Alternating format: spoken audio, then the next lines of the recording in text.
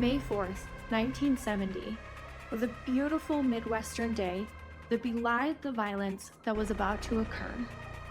Members of the Ohio National Guard appeared on the campus of Kent State University with orders to disperse a crowd of unarmed students protesting the Vietnam War. First, the soldiers tried tear gas, but the students stood their ground. Armed with M1 rifles, a contingent of confused guardsmen opened fire on them, killing 4 and wounding 9 others in one of the most shocking acts of violence to occur on a college campus. Abnormia. I'm your host, Maddie. This week's episode is the Kent State Massacre. Before we begin, please like and subscribe to our channel for all the latest Murder U content. Let's get started. The Kent State Massacre is one of the most tragic and defining moments in American history. It's very different than the other cases we've covered, and it's a complex story involving several factors that led to this shocking incident. The incident unfolded during a period of intense national unrest over the Vietnam War and has since become a symbol of the deep divisions in the United States. By 1970, the Vietnam War had been raging for over a decade, with mounting U.S. casualties and widespread opposition at home. President Richard Nixon's decision to invade Cambodia on April 30th, 1970, was intended to disrupt North Vietnamese supply lines. However, this was seen by many as an escalation of the war, contradicting Nixon's previous promises to end U.S. involvement. The Cambodian campaign sparked a new wave of protests across college campuses nationwide, where anti-war sentiment was particularly strong. Students viewed the invasion as a betrayal, further eroding trust in the government. Kent State University, located in Kent, Ohio, was no exception to the rising tide of anti-war protests. The campus had experienced smaller demonstrations in the past, but the announcement of the Cambodian invasion ignited an intense backlash. The university's student body was sharply divided between anti-war protesters and conservative groups that supported U.S. actions in Vietnam. On May 1st, 1970, a protest was held on the Commons, a central grassy area of the Kent State campus. Students buried a copy of the U.S. Constitution, symbolizing its perceived death under the Nixon administration.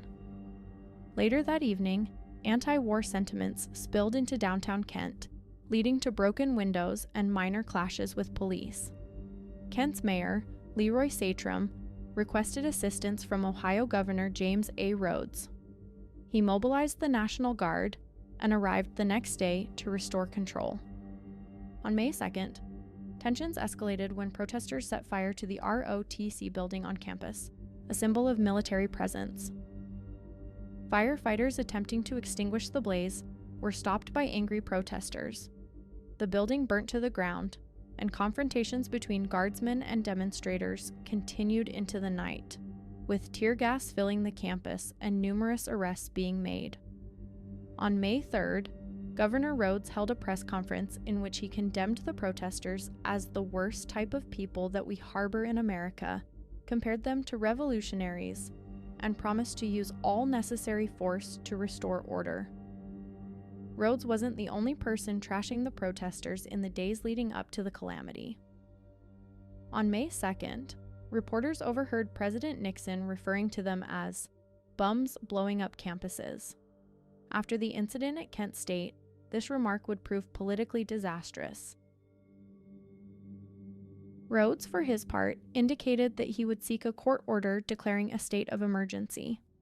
This was never done, but the widespread assumption among both Guard and university officials was that a state of martial law was being declared, in which the Guard rather than the university controlled the campus. It's worth noting that Rhodes was 3 days away from running unsuccessfully in the Republican primary for the United States Senate. The governor's inflammatory rhetoric heightened tensions, painting the student protesters as enemies of the state. About 100 Ohio National Guardsmen, stationed near the now destroyed ROTC building, were called upon to break up the protest. The Guardsmen, equipped with M1 Garand rifles, bayonets, and tear gas, moved on the grassy field where the students were assembled. Guardsmen then advanced, pushing the students back as the protesters stood their ground. Many assumed the guardsmen's rifles were loaded with blanks. At approximately 12:24 p.m., a contingent of guardsmen reached the crest of Blanket Hill. According to reports, the soldiers abruptly turned and fired into the crowd of students. The deaths of 4 students brought the violence of distant battlefields to our nation's doorstep, igniting a legacy of activism and a continued demand for accountability and justice.